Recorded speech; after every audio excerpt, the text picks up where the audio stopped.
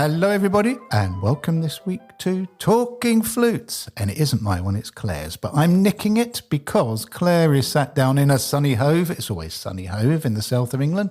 And I'm sat in a sunny Tunbridge Wells. Yay! About time it's sunny up here because we've had loads and loads of rain.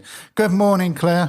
Good morning, John Paul. How are you doing? I'm very well. It's lovely to see the golden orb because we've had so much rain recently. I mean, it doesn't matter for you. You see the sea anyway, don't you? So it makes no difference to you. But for us, we just see too much water. Yeah, it's interesting here because you've got so many colours. The sea is a different colour every day. The sky is a different colour every day. The sun is out. We've had so much rain, as you know, but it's lovely today. It feels spring is here.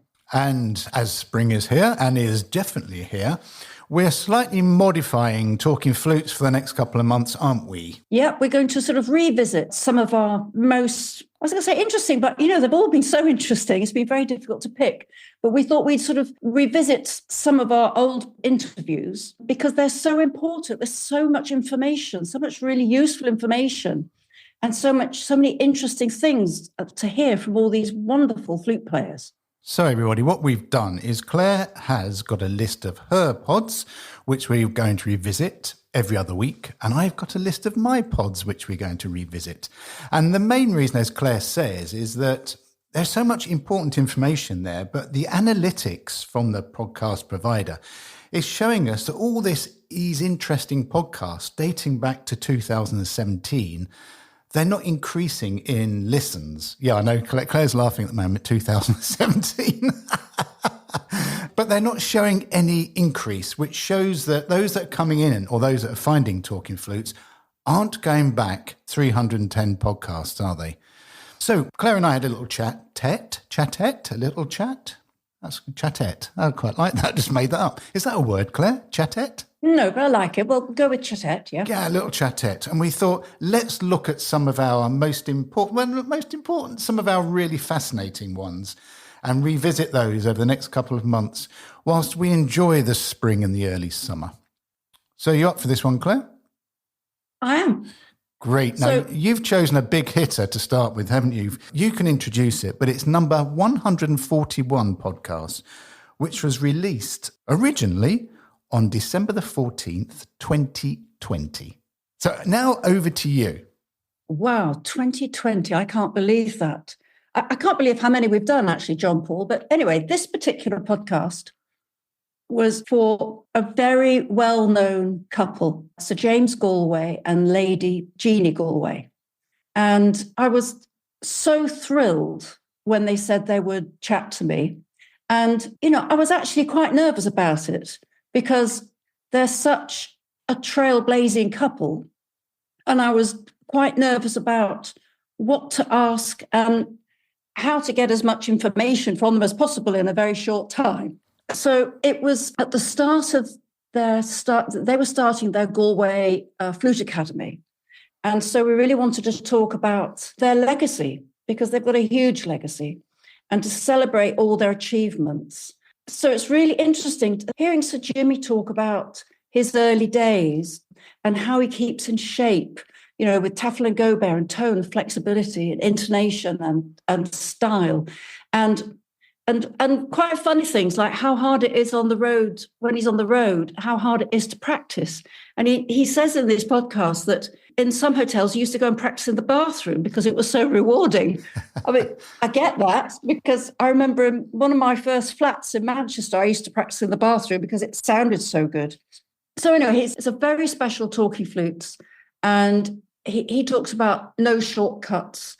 And Lady Jeanne talks about their wonderful Flute Academy and how they are giving so much back to the flute world.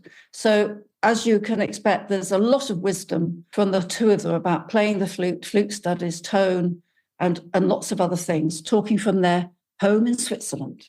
Should we take a listen, Claire? Yeah. Hello, both of you. Well, hello, Claire. Hello, Hi, Talking Claire. Flutes. Hi. It's wonderful to speak to you and to see you from your home in Switzerland.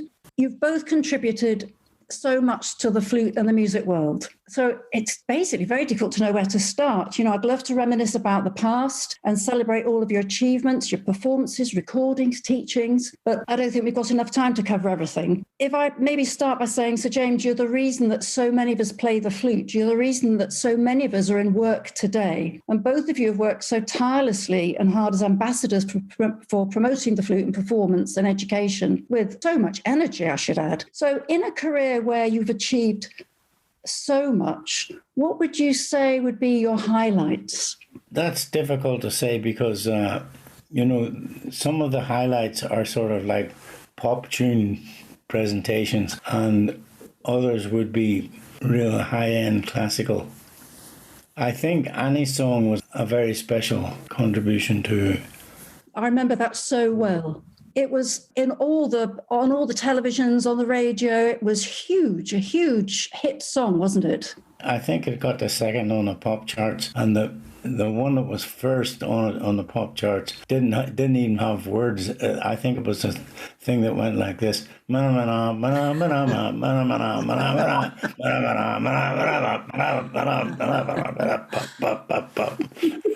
I remember that one too. I mean, yes, it's a very difficult question because there are so many highlights for you. But when you think of your early days, when you first launched out as an international soloist, you always gave the impression that it was all so easy, whether you were doing a big prom concert or whether you were doing Annie's song. You had so many performances and so much traveling. How did you cope with it all? Did you find it difficult or did it all come very easily to you?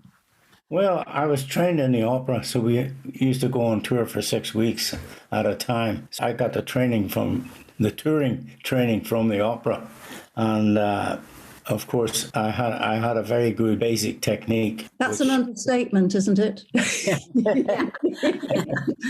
Well, I mean, if you want to have any sort of career, you really have to have a technique like that. Because, people call you up and they say, would you play, for example, on TV, the Sean Roseman? Okay. Next week, they'd ask you to play something else.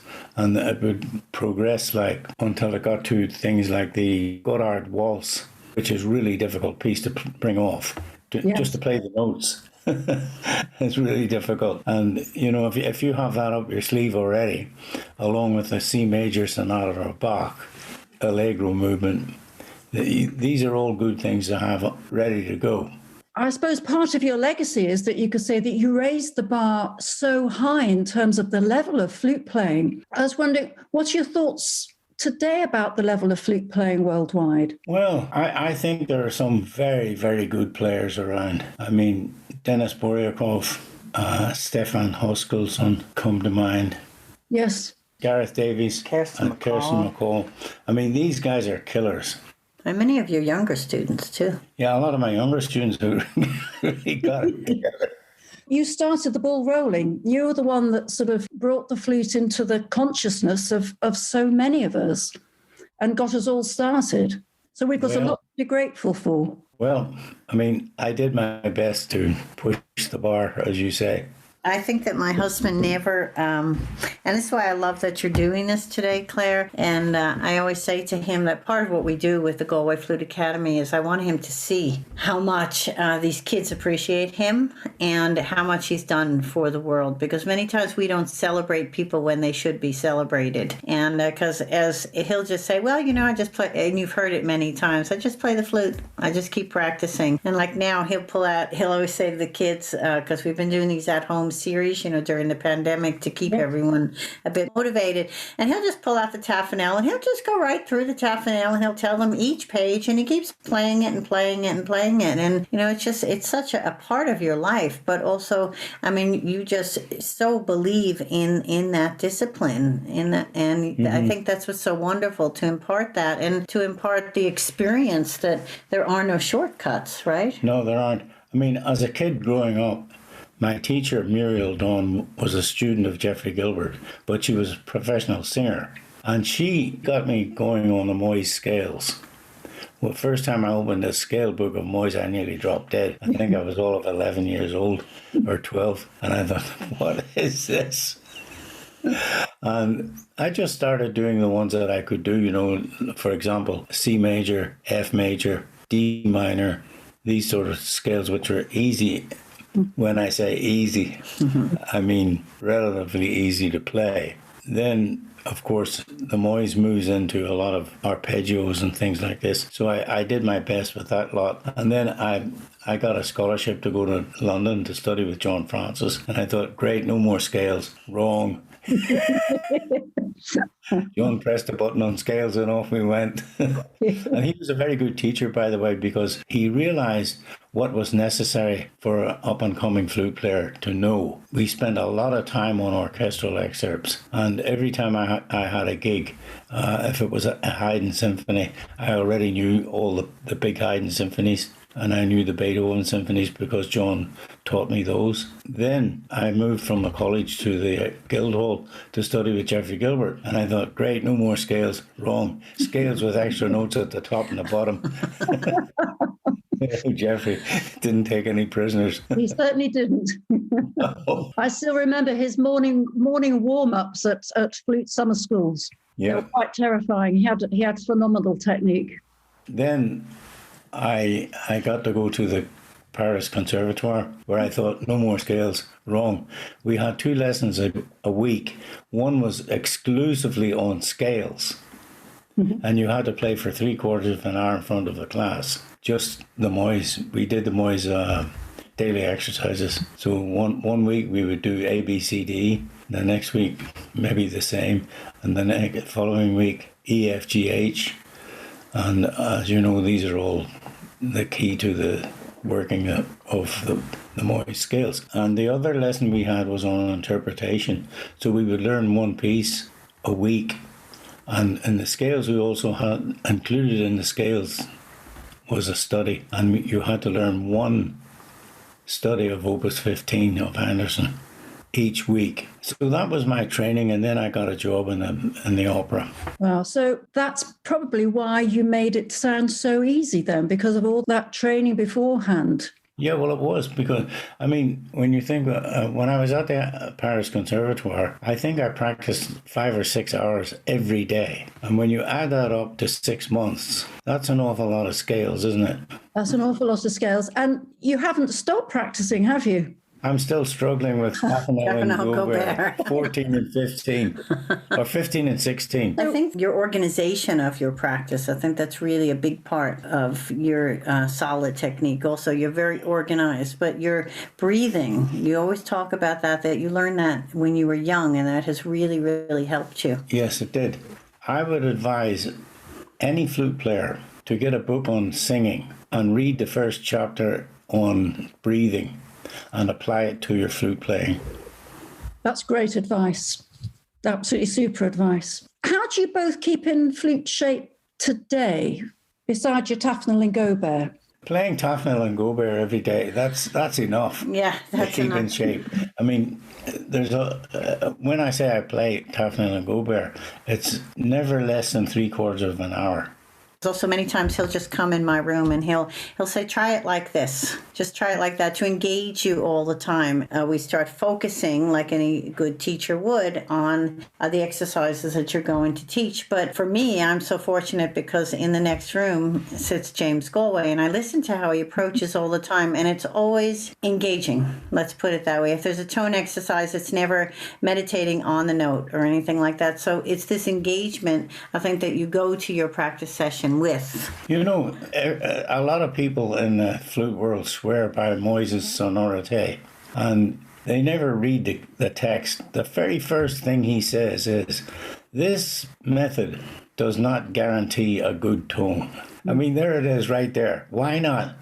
Mm-hmm. So you have to use his method as a basis. Instead of meditating on B natural for half an hour, you take it and play dee dee da dee da dee dee da da da dee dee da dee da dee da dee, and you make a little exercise up based on the sonority. Yeah, I love that you always say that you make an exercise out of the etude. You make an exercise out of what you're practicing. Or when you're working with me, you'll say, okay, just play this tune. Now play it in half a step down, a whole step down, so you can get yourself engaged all the time. And I think that especially these days, we have to really keep ourselves engaged. You know, one of the things I like to do is play pieces in different keys. Yeah. For example, you know, the Mozart D major, I think I could play it easily in E flat. I think you were playing it the other day. Weren't you playing it in a... You were teaching, and you were playing it in a different key, and then I think it was Rebecca or somebody came on to play it in another key. I think it was the Mozart. It was. Yeah, it was very funny. But that was a cadenza. I couldn't remember what key it was in. Talk about getting old. No, talk about flexibility. It's fantastic. But very simple pieces like, and even Moyes points us out in part 5 of the Sonorite, those little melodies he has, you try them in different keys. Why do you try them in different keys? To train your embouchure, to get a hold on the intonation. For example, the F major Handel Sonata, which goes dee da dee, dee da dee, dee dee dee, da da da dee da da. Well, you can play it up a tone or up a semitone. Dee da dee, dee da dee da. And once you get used to this, you have a different bird's eye view at the intonation, because when you play it in F, you get used to correcting the notes like A, B, C, flipping the C down because it's always sharp. And then when you do it up a semitone, it's dee da dee. There's C sharp. That requires a different embouchure from when you're playing it in F. If you play in F sharp, you need to take care of a whole set of different notes.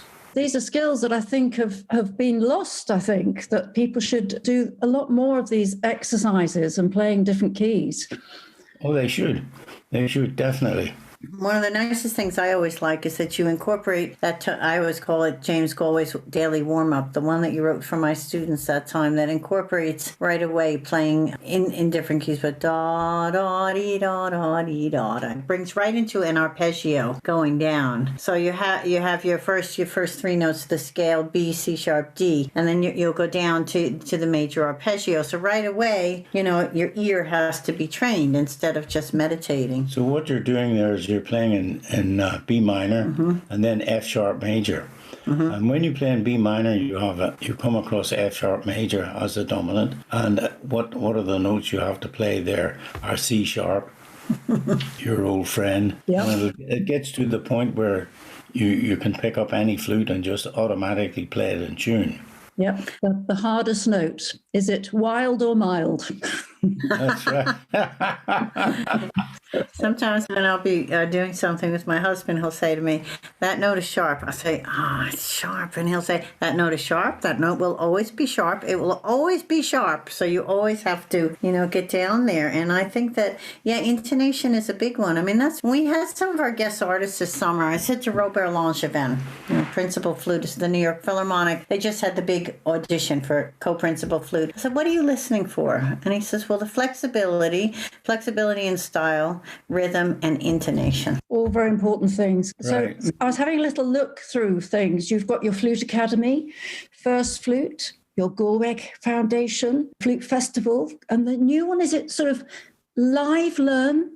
Yeah, Live Learn, yeah. Live Learn was actually, the concept came years ago, and but we had never had the time to really put it into place. And the idea was that one time in the month or whenever we were back from tour, there would be a day when students could come online and ask Sir James whatever they'd like, where they could write in ahead of time, and maybe he would talk about tone that day and maybe Gobert or something like this with interpretation. And so that was the idea, but of course now everything is online. And it hit me the other day when I saw in my notes Live Learn, and I thought, well, we really have to get this Live Learn thing going, because as we're looking forward, everything is going to be online. So we are working very hard at the moment behind the scenes to get this whole Live Learn website and everything up. But what it will incorporate is everything online, really. So the Live Learn series will have a basis every month that students will log in. We have a platform we're building, and in that login, they're going to get everything they need. For instance, Q&As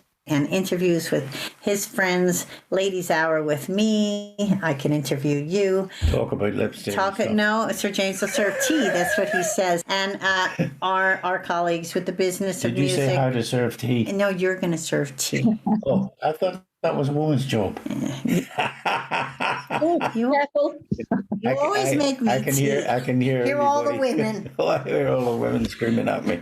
So basically, the Live Learn, we're bringing it in slowly because it takes quite a while to build the platform and the lessons and everything. But I feel that this legacy of my husband really has to be really put down and really organized, because everything we've been doing has been in conjunction with the tour. We've always been touring. We come home or we're online and we do this. We have the festival. But for me, I really want, as you would know, Claire, because you lived at this time when you remember him with that influence, to really bring his teachings to everyone. And he has so many great ideas. For instance, you want to have your 8 on this. So the Live Learn series will basically be, each month will be structured. We'll have master classes with Sir James, with myself, and with guest artists. We'll have interviews. We'll have our Q&As where they write in. But then we're going to have Sir James's corner. And he's going to introduce whatever he wants to work on. For instance, you want to do your etude corner, right? Yes. You want to explain about that? Well, when kids play their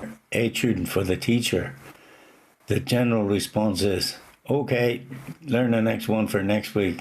I'm sure you've come across that. Well, there are so many things you can get from a study. It's hard to put them all down at once. But some of the studies that I like the best are the ones that I've made editions of, like the Boom Caprices, Curler, Easy Exercises, so he says, until you try to play them, things like that. And I think when you look at, for example, Curler, the very first one, which is to deal with the articulation, namely da da da da dee da da da da da da dee dum. But we don't want to hear da da da da dee da da da, but da da da da dee da da da da da. It has to get into the flow of the piece. And then eventually there's one bit about 5 lines down in the middle of the page. G, E, G, E, G, E, G, E. Why not A flat, F, A flat, F, A flat, F, A flat, and A, F, F, F, F, F, B flat, G flat. You know, a little exercise like that. And you do that in order not to hit the keys, to practice soft touch, because a soft touch guarantees a beautiful legato. And then it moves on, and there's a third section in it which goes in octaves. So you practice the octaves so you can do William Tell dead easy, you know, these sort of things. And then the second etude, which is a bit more obscure, has to do with the right hand. Is that the second one? I can go get the book. No, go get the book. I'll go get the book. We should know it. Now we can talk about it. Oh, careful what you say when Lady Jeanne is not there. Oh, it's the arpeggios. It's the arpeggios. I was thinking of a different book. No, it isn't. That's an arpeggio. No kidding. It's amazing what you learn when you sit beside your wife. This is what our dinner conversation is usually. Right. It's bar 5, second line down, and it goes dee da da da da da da da, octave higher, dee da da da da da, dee da da da da da da da. So the right hand is always difficult for the flute, you know, because it incorporates the little finger a lot, especially when you go down the octave. And this thing, dee da da da dum, then an octave higher, dee da da da dum. If you do that a semitone higher each time, you can benefit greatly from little chromatic thing included in it. And sequences, they're my favourite things. I think they have so much benefit to players to make little sequential patterns out of passages. Yeah. And that's really what you're saying, isn't it? Yes. And another thing, you know, people look at this tafanel first exercise as it's not necessary to do it up an octave because it's the same fingering. But in fact, it is very necessary to do it an octave because it's a completely different overture. You know, it starts on low D, then the next one is on middle D, and if you're really courageous, you can take it up another octave. Then the second exercise in the tafanel is the same like the first, except in minor key. And then you come to number 3, which is scales, but scales in a different way. There's a pattern. First of all, it's in C major, and it starts on low C and goes to C3, and back, and up, and back, and up, and back, and up, and back, up and down, up and down, up and down. You see? And then the next day, when you do the same thing, you just put your thumb on the thumb key, and it's automatically an F, but you start on low C, right? Yeah. And this is a good, and you know, doing the articulation. I mean, I don't do all that articulation because some of it's a bit corny, and you never really use it anyway. But you know, Tafanel was a stickler for routine, and he got really into it. And then number 4 is the famous one with all the major minor scales. Number 5 is chromatic scale, but nobody ever practiced that because they understand what a chromatic scale is, so they don't need to practice it. Really. Imagine when you have to play things like the chaminade, all those chromatic scales and a bunch of chromatic scales. Flight of the Bumblebee. Yeah, that's something else. Well, the Fourier Fantasy. Yeah, for I example. mean, all of them, everything. They're all over the place, and the Swiss Shepherd's got a whole bunch of them. Afternoon of a Fawn. I mean, everything has. The Enesco, Yeah. the very last couple of bars is just a chromatic scale right up the top G. Yep. And if you have a good hold on that exercise, then you'll come across as having a really flashy technique, you know. And it goes on like that, and then it comes a whole bunch of arpeggios which you have to practice. I think, Lady Jeanne, you might have to get all these things down in a book. Will you want to help me? Yeah, I'll help you. Love Do that. many important things here. I know. Well, this is why it's so important for me to get this series going, because this is it. You know, this is what I was saying to my team, because when you look at the back end of what you have to do to produce something online, it's like we did our festival last year. It's so much work. I mean, it's much easier when you can just walk in a room and you can teach, or you could talk into a microphone like this and someone records it. But to really put it down structured, but it's really important. And one of the things that I've been really pushing him for, he has a great recording that he did of when he went on tour doing the Bach sonatas years ago. And it's a live recording. And we hear this, and I'm listening to this, and I'm thinking, oh, you were breathing there. Oh, you're breathing there. Now, I've been listening to his playing for years, and I'm constantly learning. I'm thinking, I really have to listen to this stuff because I'm teaching these pieces, and he's breathing. His breathing really makes sense. And then I said to him, you have got to do a series on the Bach sonatas. And so I want that in one of his corners, the Bach sonatas. So we're still trying to push him on that one. Yeah, let me ask you this, Claire. Do you know anybody who's played live on stage all the Bach sonatas? No, I don't. Neither do I. I have to tell you that it must be more than 40 years ago. You recorded, it was for radio, the Bach sonatas. I taped it off the radio onto an old cassette, and they were absolutely stunning. And I don't have that recording anymore. They were so good. I'd never heard them being played like that before. It was a long, long time ago. You must have still been either in the Berlin Phil or maybe even before. No, I wasn't. No. First left, right? It was when I first left the Berlin When you Phil. first left. Here's an interesting point. When people leave an orchestra to make a solo career, they think, oh, what am I going to do? Oh, I'll play Takamitsu and maybe Berio or something like this. And they get on this modern music. And it's a real turn-off for your career because the audience doesn't want to listen to that. They don't. They want to hear any song and all that stuff that I did, and interspersed with the Bach sonatas and with the Beethoven Serenade and things like that. They want to hear the classics. They want to hear some virtuosity and some really interesting flute playing. So would you say then that we've got something lovely to look forward to there, all the Bach sonatas in a performance? Well, I don't know about about performance, that. but he will be teaching them. that engagement in the audience. And this is one of the things also we try to talk to the students about. And don't you love, if you've ever seen on Facebook, Claire, where somebody says, I've got a recital in a month. What do you think I should play? But the engagement and how to put little things that you and I think the students understand, like how to put a good recital together. And these are the kind of things also that we hope to bring into the Live Learn series, and also getting our manager on there who came and talked to us at our flute festival, and also Graham Parker, who's the head of Decca Universal in America. And like he said to the students flat out, he says, you have to bring me something special, because I don't want another Mozart concerto, because if I want Mozart concerto, I'm going to press James Galway. And I thought, whoa.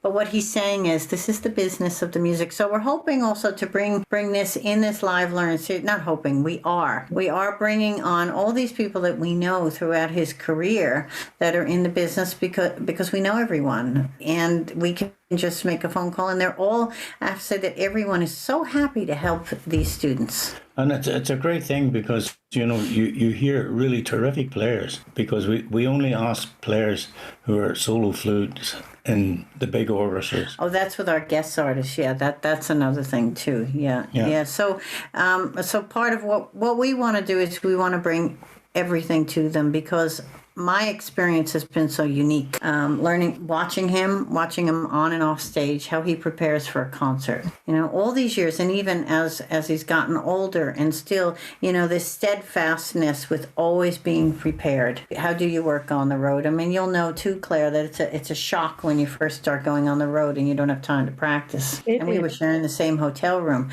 so you find your way in that. Yeah.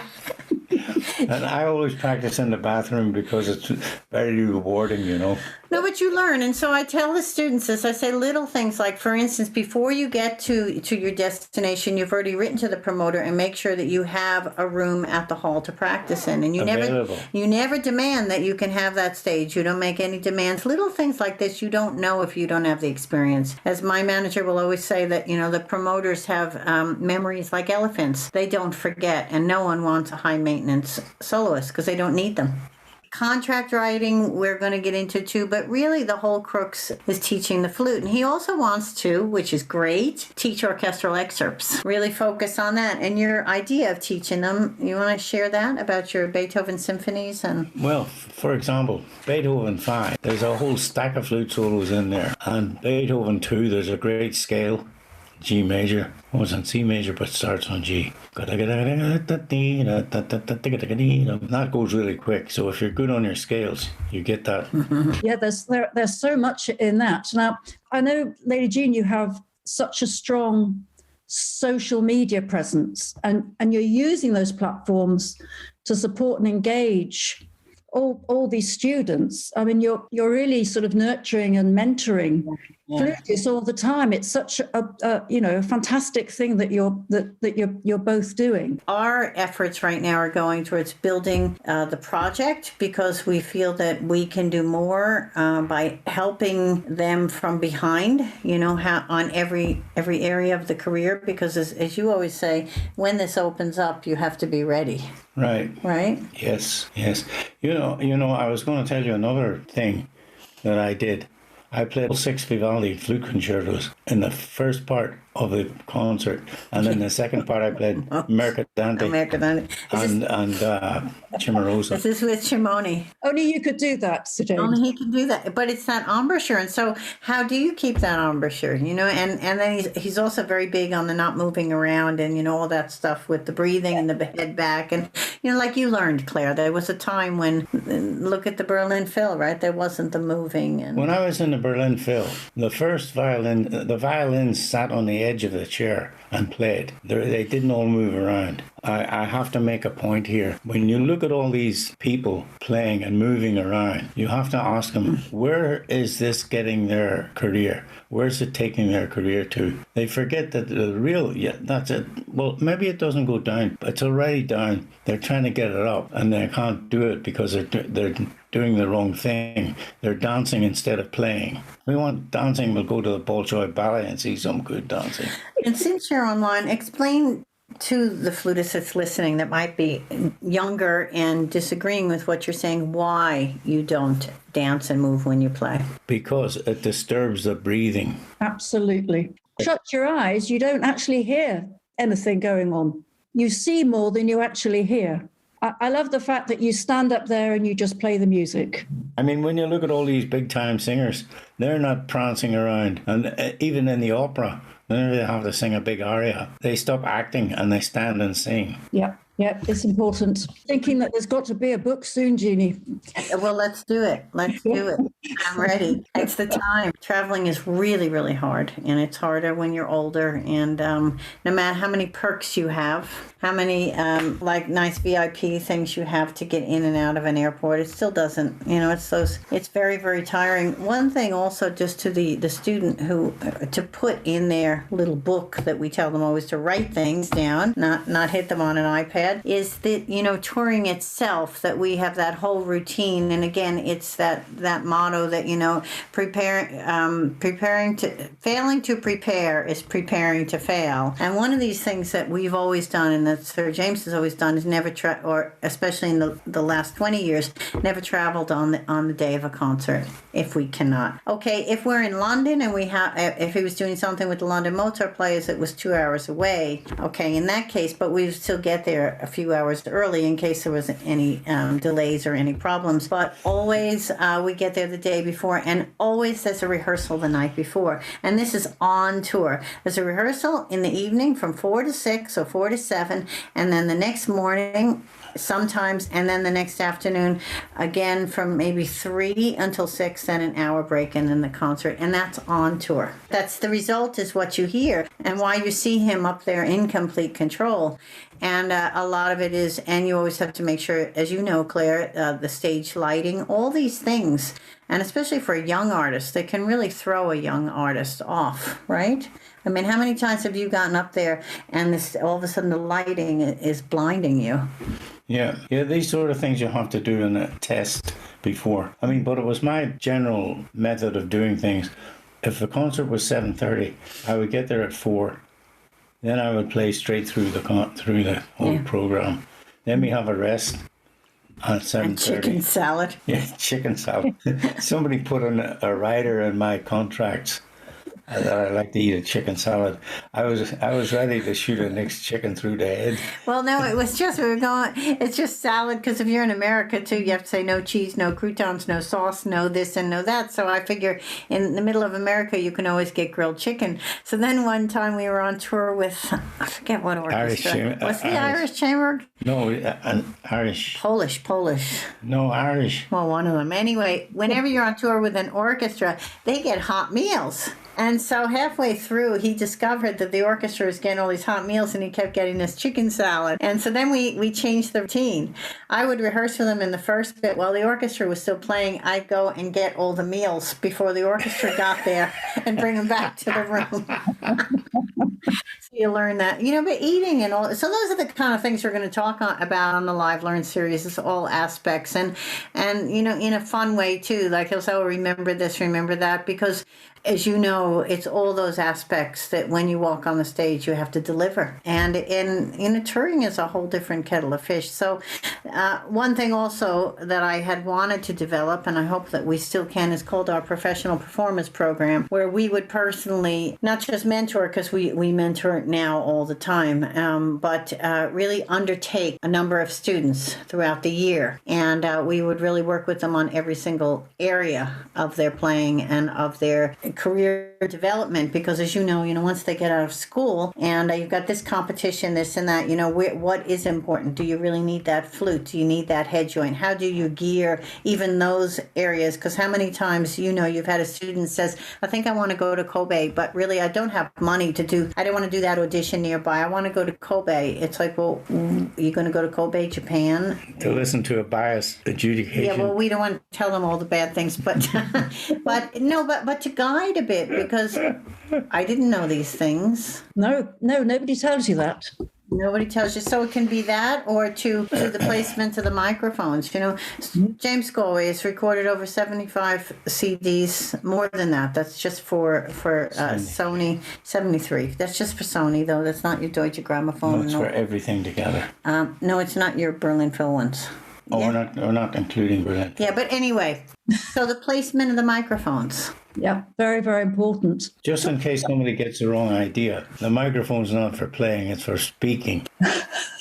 So that the audience absolutely. Can hear. Now, listen, have you got any sort of unfulfilled ambitions, either of you, that you'd like to achieve? Yeah, I want to record the Handel Sonata, but nobody wants to record them. This is his. He's wanted to do this for years. That would be fantastic. Yeah. So that could be next year? Actually, we could do that. We could do that easily because we have that. We just got the harpsichord tuned down. I don't know why we got the harpsichord tuned. We can't play with the harpsichord. Well, a harpsichord player can wear a mask. Now, would you play the Handel sonatas with cello or bassoon? Yeah, or viola da gamba. Or viola da gamba, yeah.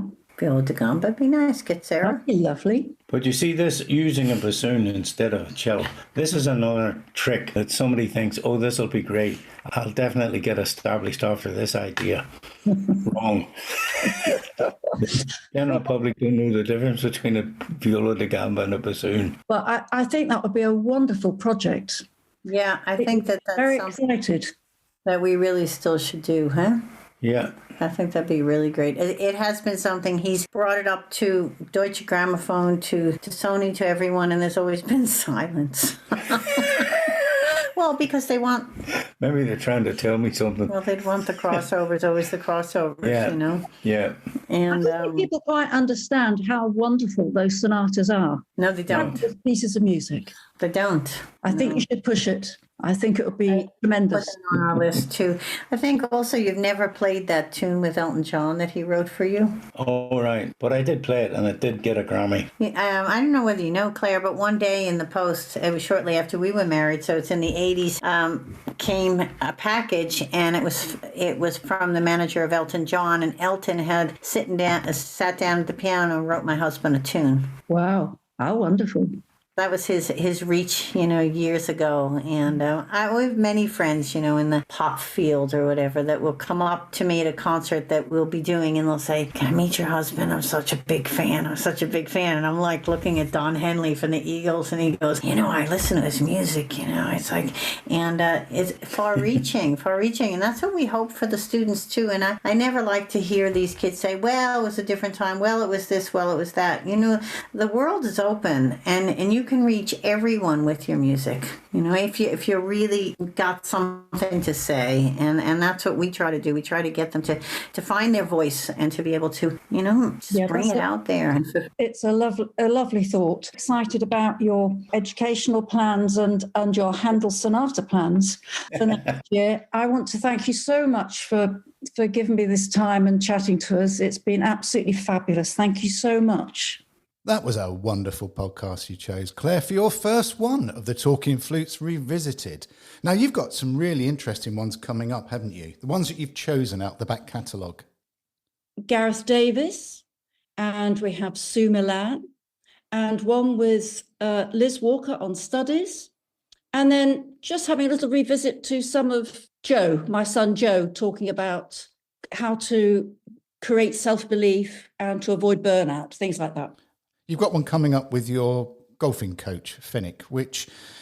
Ryan Finnick. Yes, I'm sorry, I missed that one out. That's a fascinating one. Yeah, and so, that was from the end of 2023, but I think it's still important today to revisit that. It's really about what musicians can learn from other teachers. Yeah. In terms of other disciplines. And this happens to be from the golf pro, Ryan Finnick. And it's talking about his journey from player to being a top professional teacher. And there are very, very many similarities between the two of us.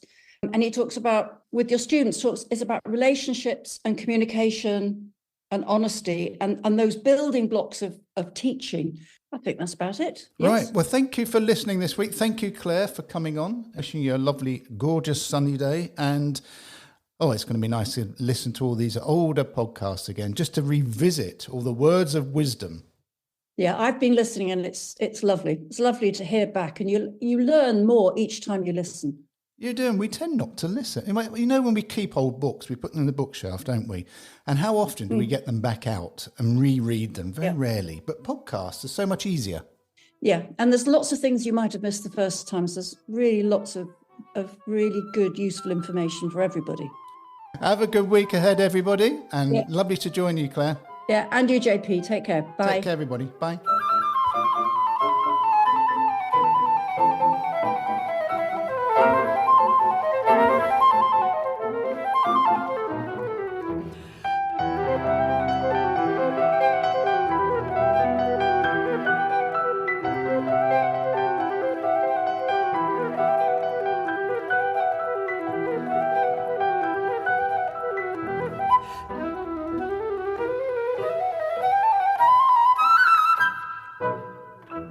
Talking Flutes and Talking Flutes Extra are podcast productions by the Trevor James Flute Company. For more information, visit trevorjamesflutes.com.